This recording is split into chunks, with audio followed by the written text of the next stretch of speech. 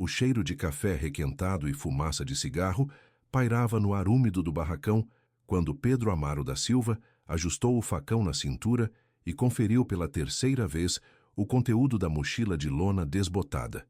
Aos 34 anos, tinha as mãos calejadas de quem conhecia cada pedra do leito do rio Tapajós e a paciência necessária para extrair ouro da terra amazônica sem pressa.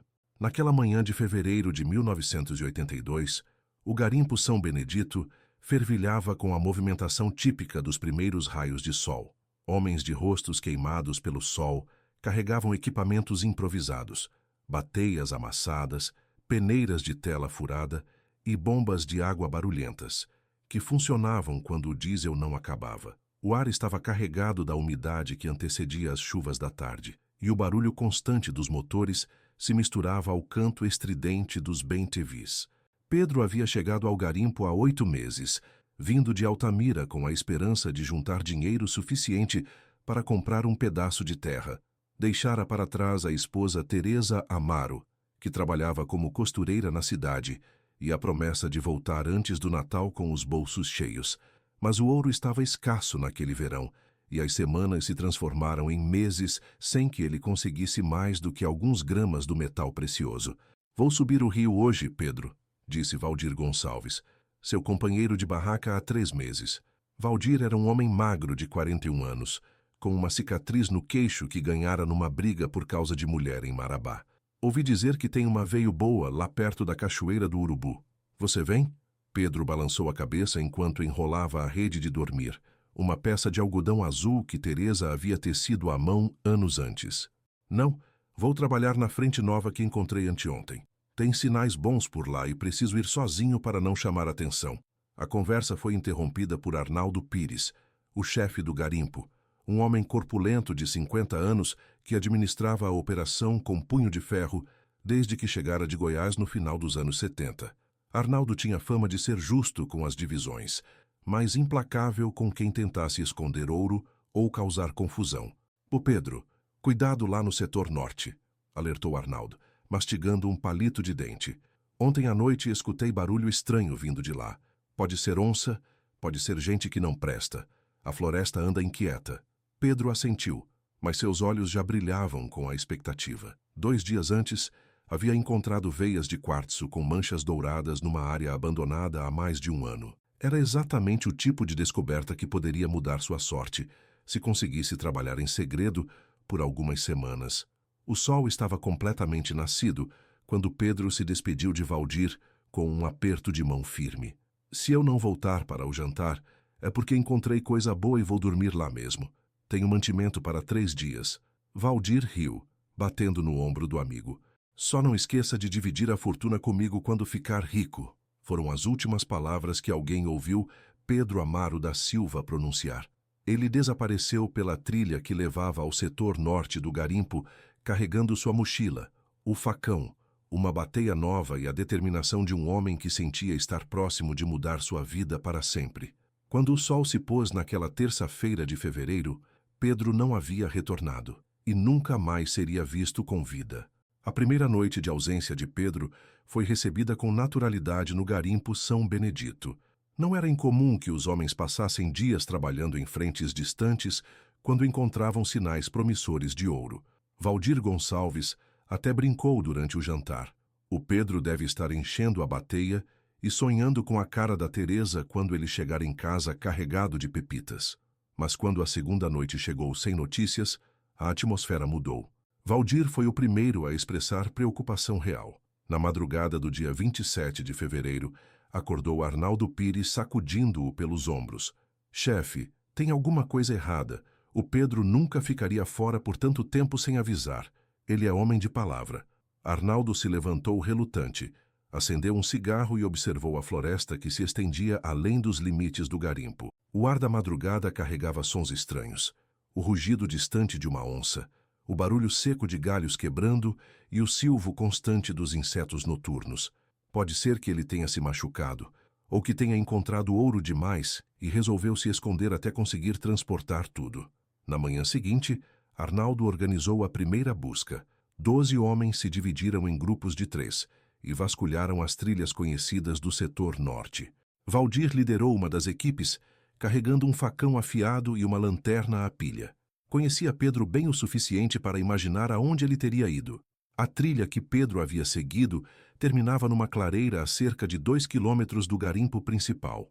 Ali, a vegetação era mais densa, e antigas escavações feitas por garimpeiros dos anos 60 criavam buracos perigosos cobertos por vegetação. Os homens encontraram pegadas de Pedro nas primeiras centenas de metros, mas depois disso, qualquer rastro se perdia na terra encharcada pelas chuvas da tarde anterior. "Aqui!"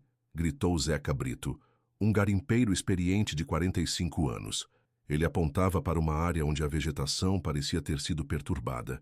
"Tem sinais de que alguém trabalhou aqui recentemente." Os homens se aproximaram e encontraram uma pequena escavação, buraco de cerca de meio metro de profundidade, ao lado do qual havia marcas de bateia na terra. Mas não havia sinal de Pedro, seus equipamentos ou qualquer indicação de para onde ele teria ido depois. As buscas continuaram por uma semana inteira. Os homens do garimpo percorreram cada trilha conhecida, cada curso de água próximo e cada área onde Pedro poderia ter se aventurado. Arnaldo até contratou 2 índios munduruku da região para ajudar no rastreamento, mas nem mesmo eles conseguiram encontrar pistas consistentes além daquela clareira abandonada. No dia 8 de março, a Polícia Militar de Itaituba foi oficialmente comunicada do desaparecimento. 2 policiais fizeram uma visita de rotina ao garimpo, ouviram os relatos dos companheiros de Pedro e preencheram o relatório oficial. Mas com recursos limitados e dezenas de casos similares todos os anos na região amazônica, a investigação não foi além de anotações burocráticas. A notícia chegou a Teresa Amaro através de uma carta que Valdir escreveu à mão numa folha de caderno escolar. As palavras eram simples, mas carregadas de pesar. "Dona Teresa, é com o coração apertado que preciso comunicar que o Pedro sumiu no garimpo há mais de 2 semanas. Fizemos tudo o que podíamos para encontrar ele, mas até agora não achamos nem sinal. A senhora pode ter certeza que não vamos desistir." Teresa leu a carta 3 vezes antes de conseguir chorar. Aos 28 anos, havia se casado com Pedro quando tinha apenas 19, e nos 9 anos de matrimônio, ele nunca havia ficado fora de casa por mais de 3 meses seguidos. Conhecia o marido bem demais para acreditar que ele simplesmente havia decidido desaparecer ou começar uma nova vida em outro lugar. Na semana seguinte, Teresa vendeu sua máquina de costura, pegou o dinheiro que havia guardado para emergências e viajou de ônibus até Itaituba. A viagem de 2 dias por estradas de terra batida foi um suplício, mas ela precisava ver o lugar onde Pedro havia desaparecido com seus próprios olhos. Quando chegou ao garimpo São Benedito, encontrou homens abatidos e um ambiente de tensão. As chuvas de março haviam começado cedo naquele ano, transformando as trilhas em lamaçais e dificultando ainda mais qualquer tentativa de busca. Valdir a recebeu com lágrimas nos olhos e a levou até a clareira onde as últimas pistas de Pedro haviam sido encontradas. "Foi aqui, Dona Teresa", disse ele, apontando para a escavação já meio coberta pela chuva. Depois disso, é como se o Pedro tivesse sumido do mundo. Teresa ficou 5 dias no garimpo, participando pessoalmente das buscas e conversando com cada homem que havia conhecido Pedro. Todos tinham a mesma impressão. Pedro era trabalhador, honesto e jamais abandonaria a esposa sem explicação. Algo terrível havia acontecido naquela floresta, mas a Amazônia é imensa e impiedosa, e às vezes ela simplesmente engole pessoas sem deixar vestígios. 15 anos se passaram como água descendo o rio Tapajós.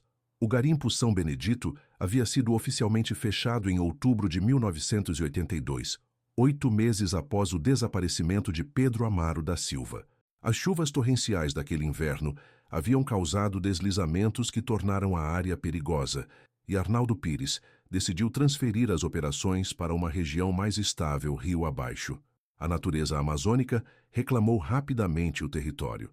Cipós grossos cobriram os barracões abandonados, e a floresta engoliu as trilhas abertas pelos homens. Em Altamira, Teresa Amaro refez sua vida com a dignidade silenciosa das viúvas do interior. Nunca se casou novamente, mas também nunca declarou oficialmente a morte do marido. Trabalhava como faxineira na escola municipal e cuidava da mãe idosa, mantendo sempre na parede da sala a única foto que tinha de Pedro, um retrato 3x4 em preto e branco tirado no dia do casamento. Valdir Gonçalves deixou a vida de garimpeiro 2 anos depois do desaparecimento do amigo. O sentimento de culpa por não ter acompanhado Pedro naquela última manhã o corroía como ácido. Voltou para Marabá, trabalhou como mecânico e criou os 3 filhos sempre contando histórias sobre o companheiro que a floresta havia levado embora. Pedro era homem bom demais para este mundo, repetia quando bebia um pouco mais nas noites de sábado. Mas em 1997, a descoberta de uma nova jazida de ouro, a apenas 15 quilômetros do antigo garimpo São Benedito, trouxe de volta os sonhos e as escavadeiras à região. Uma empresa de mineração de pequeno porte, a Mineração Eldorado Litepé, adquiriu os direitos de exploração e decidiu reabrir algumas das antigas frentes que haviam sido abandonadas. Arnaldo Pires, agora com 65 anos e cabelos completamente grisalhos, foi contratado como consultor devido ao seu conhecimento detalhado da área. Em maio daquele ano, ele retornou ao local onde havia passado os melhores anos de sua vida, acompanhado de uma equipe de 12 trabalhadores jovens que mal tinham nascido quando Pedro desapareceu. A floresta havia transformado completamente a paisagem. O que antes eram trilhas e clareiras agora era mata fechada, com árvores de 10 metros de altura e uma vegetação tão densa que era preciso abrir caminho a facão. Os antigos barracões eram apenas pilhas de madeira podre cobertas por samambaias gigantes. Vai ser como começar do zero, disse Arnaldo para Benedito Santos, o engenheiro responsável pela nova operação. Benedito era um homem de 38 anos, formado em Belém, que havia passado a década anterior trabalhando em garimpos do Amapá. Mas eu sei exatamente onde estão os melhores pontos, só precisamos limpar a área e recomeçar. O trabalho de limpeza começou na segunda semana de maio. Tratores abriram estradas de acesso e as equipes iniciaram a remoção da vegetação que havia crescido sobre as antigas escavações. Foi um trabalho árduo. A cada metro quadrado desmatado surgia uma nova surpresa: ferramentas enferrujadas, pedaços de equipamentos abandonados e até mesmo garrafas de vidro que os antigos garimpeiros haviam enterrado com mensagens dentro. Na tarde de 23 de maio, Joaquim Ferraz, um trabalhador de 26 anos natural de Parauapebas, estava operando uma retroescavadeira para remover os restos de um antigo barracão quando a máquina tropeçou em algo sólido enterrado no solo. "Tem alguma coisa aqui embaixo", gritou Joaquim para Benedito, que observava o trabalho a poucos metros de distância. "Parece madeira, mas está enterrado fundo." Benedito se aproximou e examinou o que a escavadeira havia parcialmente exposto. Eram tábuas de madeira dispostas de forma organizada, como se fossem o teto de alguma estrutura subterrânea. A madeira estava escura e parcialmente decomposta, mas ainda mantinha sua forma original. "Para a máquina", ordenou Benedito. "Vamos investigar isso à mão." Joaquim desligou a retroescavadeira e os 2 homens começaram a remover a terra com cuidado usando pás pequenas. À medida que escavavam, perceberam que se tratava de uma espécie de alçapão, uma abertura quadrada de cerca de 2 metros de lado, coberta por tábuas grossas e lacrada por pedras e terra compactada. "Deve ser um esconderijo antigo", comentou Benedito, limpando o suor da testa. "Os garimpeiros faziam essas coisas para guardar ouro ou equipamentos valiosos. Levaram quase 2 horas para expor completamente a estrutura. As tábuas que cobriam o alçapão estavam presas por pregos enferrujados, mas a madeira havia sido tratada com algum tipo de verniz que a preservara parcialmente da decomposição. Quando finalmente conseguiram erguer a primeira tábua, um cheiro de mofo e umidade subiu do buraco escuro. Benedito desceu ao poço com uma lanterna potente e descobriu que se tratava de um compartimento subterrâneo de aproximadamente 2 metros de profundidade, com as paredes revestidas de pedras encaixadas. No fundo, protegidos da umidade por uma lona plástica espessa, estavam objetos que fizeram seu coração acelerar. Uma rede de dormir azul, ainda com as cores visíveis apesar do tempo. Um relógio de pulso masculino com a pulseira de couro ressecada. Um caderno de capa dura com páginas amareladas. Uma bateia de metal amassada. E uma carteira de couro com documentos. Benedito pegou a carteira com mãos trêmulas e abriu com cuidado. O primeiro documento que encontrou foi uma carteira de identidade emitida em 1978 pelo estado do Pará.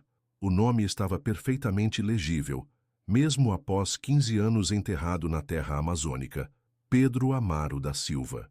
A notícia da descoberta dos pertences de Pedro Amaro da Silva se espalhou pela região como fogo na mata seca. Benedito Santos entrou em contato imediato com as autoridades locais e, no dia seguinte, uma equipe da Polícia Civil de Itaituba esteve no local para examinar o achado e registrar oficialmente a descoberta.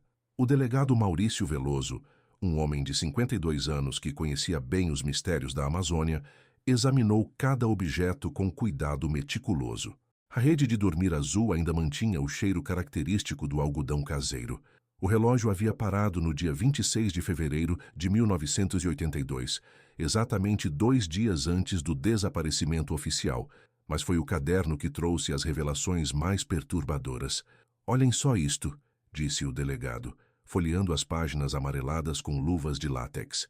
Este homem estava documentando tudo o que encontrava. O caderno continha anotações detalhadas das atividades de Pedro no garimpo.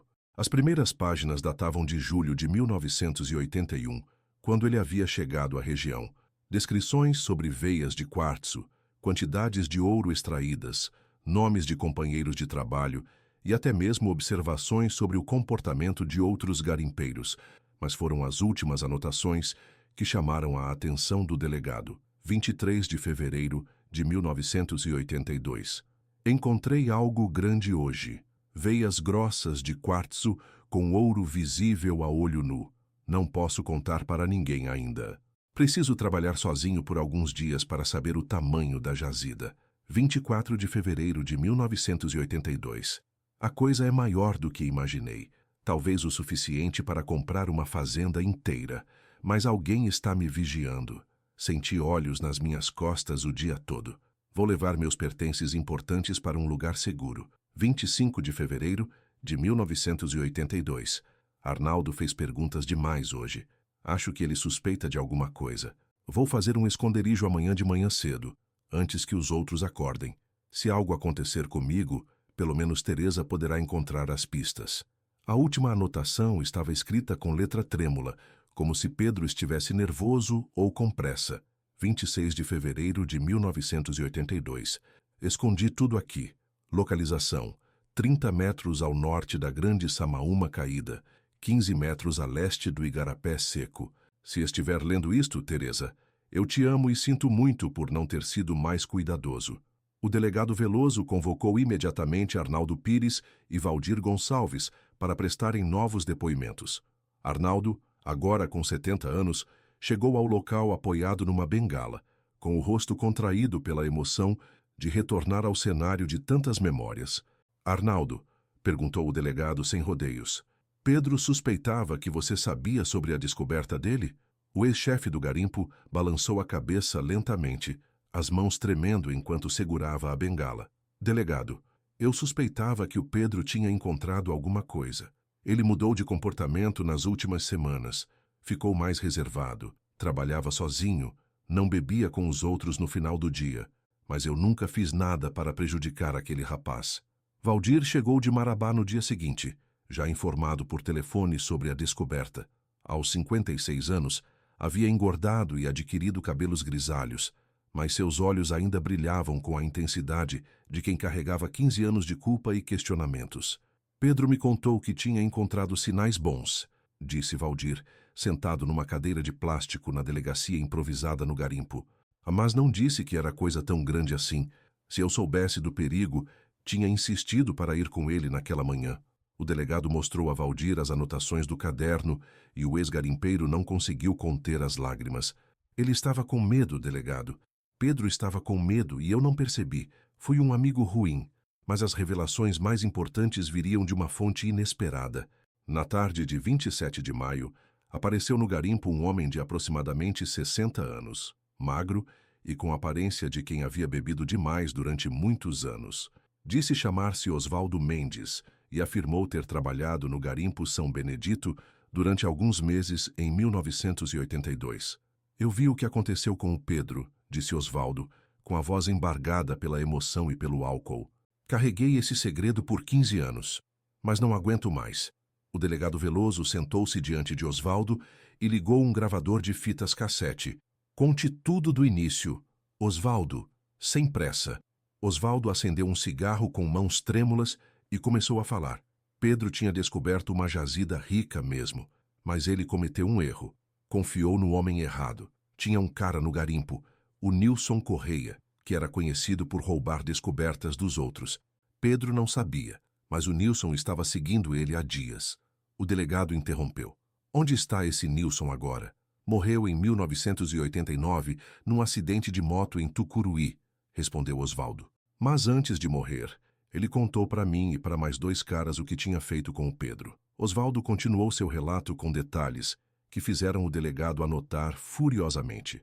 Na noite de 26 de fevereiro, Pedro foi até o esconderijo dele para guardar os objetos pessoais e anotar a localização exata da jazida. O Nilson seguiu ele na mata e esperou Pedro terminar de enterrar as coisas. Quando Pedro saiu do buraco, o Nilson apareceu armado com um revólver e exigiu que ele contasse onde estava o ouro. A voz de Osvaldo ficou mais baixa, quase um sussurro. Pedro se recusou a falar. Disse que preferia morrer a entregar a descoberta que ia sustentar a família dele. Os dois brigaram e o revólver disparou. Foi um acidente, segundo o Nilson, mas Pedro morreu na hora. E onde está o corpo?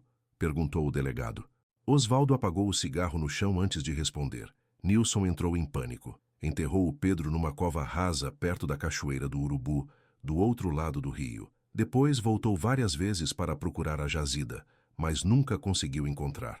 Pedro levou o segredo para o túmulo. A confissão de Osvaldo Mendes deflagrou a maior operação de busca já realizada na região do antigo garimpo São Benedito. O delegado Maurício Veloso coordenou uma equipe composta por policiais civis, bombeiros, 2 cães farejadores emprestados de Belém e 3 guias locais que conheciam cada palmo daquela floresta. Teresa Amaro foi comunicada da descoberta por telefone e chegou ao local 3 dias depois, acompanhada de uma sobrinha. Aos 43 anos, mantinha a dignidade silenciosa que a caracterizara durante todos aqueles anos de espera, mas seus olhos brilharam quando segurou a rede azul que havia tecido com as próprias mãos décadas antes. Sempre soube que Pedro não tinha me abandonado, disse ela ao delegado, acariciando o tecido desbotado. Ele era homem de palavra. Se prometeu voltar, é porque algo o impediu. A busca pelo corpo durou 2 semanas. A região próxima à cachoeira do Urubu havia mudado drasticamente nos 15 anos seguintes. O curso do rio se deslocara alguns metros devido às chuvas torrenciais de 1985 e uma vegetação densa cobria áreas que antes eram clareiras. Mas no dia 8 de junho de 1997, os cães farejadores localizaram restos mortais enterrados a cerca de 80 centímetros de profundidade, numa área parcialmente erodida pela água. A perícia confirmou que se tratava de Pedro Amaro da Silva. Fragmentos de ossos, dentes preservados e vestígios da roupa que usava no dia do desaparecimento, uma camisa xadrez azul e calça jeans, deixaram pouca dúvida sobre a identidade. O laudo do Instituto Médico Legal apontou fratura no crânio compatível com ferimento, por projétil de arma de fogo. Teresa insistiu em acompanhar pessoalmente o traslado dos restos mortais para Altamira. No dia 15 de junho, uma pequena multidão se reuniu no cemitério municipal para o funeral que deveria ter acontecido 15 anos antes. Valdir Gonçalves estava lá, carregando o caixão ao lado de 3 filhos de Pedro, um menino e 2 meninas que ele nem chegou a conhecer, frutos do segundo casamento de Teresa com um funcionário dos Correios que ela desposara em 1988. Agora Pedro pode descansar em paz, disse o padre Antônio durante a cerimônia. E todos nós podemos ter certeza de que a verdade sempre encontra um caminho. Mas a descoberta dos pertences de Pedro trouxe uma consequência inesperada. O caderno continha informações detalhadas sobre a localização da jazida que custara a vida do garimpeiro, dados tão precisos que a Mineração Eldorado decidiu investir recursos significativos numa nova busca pelo ouro perdido. Usando equipamentos modernos de prospecção e as coordenadas anotadas por Pedro, a equipe de Benedito Santos localizou em agosto de 1997 uma veia de quartzo aurífera de proporções impressionantes. As primeiras análises indicavam reservas que poderiam render várias centenas de quilos de ouro, exatamente o tipo de descoberta com que Pedro sonhava para sustentar a família. Benedito propôs a Teresa uma sociedade na exploração da jazida. E seu marido encontrou este ouro, disse ele numa reunião na sede da empresa. É justo que a senhora e os filhos dele participem dos lucros. Teresa aceitou a proposta, e durante os 3 anos seguintes, a mineração Eldorado extraiu aproximadamente 180 quilos de ouro da área descoberta por Pedro. A parte que coube à viúva foi suficiente para comprar uma casa própria, custear a educação dos filhos e ainda formar uma pequena poupança para a velhice. Em 2001, quando a jazida se esgotou, Teresa mandou erguer um pequeno monumento de pedra no local onde os pertences de Pedro haviam sido encontrados. A placa de bronze trazia uma inscrição simples: Pedro Amaro da Silva, 1948-1982, garimpeiro honesto que encontrou ouro, mas perdeu a vida. Que sua coragem inspire outros a nunca desistirem da verdade. Valdir Gonçalves visitou o monumento pela primeira vez numa tarde chuvosa de março de 2002, exatamente 20 anos após o desaparecimento do amigo. Aos 61 anos, havia se tornado um homem religioso e dedicava parte do tempo livre a ajudar famílias de garimpeiros desaparecidos na Amazônia. Pedro, meu irmão, disse ele diante da lápide, colocando uma pequena bateia de metal aos pés do monumento. Você conseguiu sustentar sua família mesmo depois de morto e conseguiu mostrar que homem de palavra nunca é esquecido. Quando Valdir se afastava pela trilha que cortava a mata, o sol estava se pondo entre as árvores centenárias. No silêncio da floresta amazônica, era possível ouvir apenas o murmúrio do vento nas folhas e o som distante do rio Tapajós, que continuava carregando histórias de sonhos, ambições e segredos para o coração da selva. A história de Pedro Amaro da Silva se tornou lenda na região.